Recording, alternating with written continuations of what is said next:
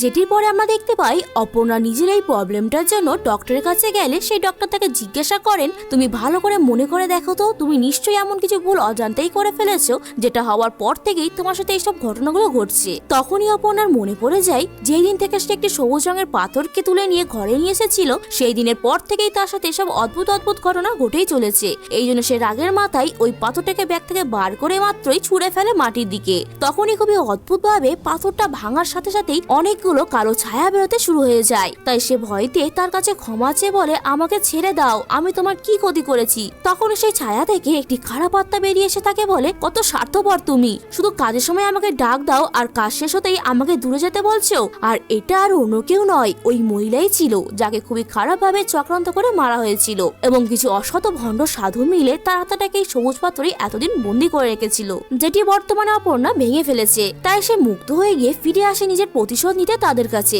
যেটির পর তার পরের দিনই অপর্ণাকে সেই খুনিরা মিলে ঘিরে ধরে তাকে মারার জন্য।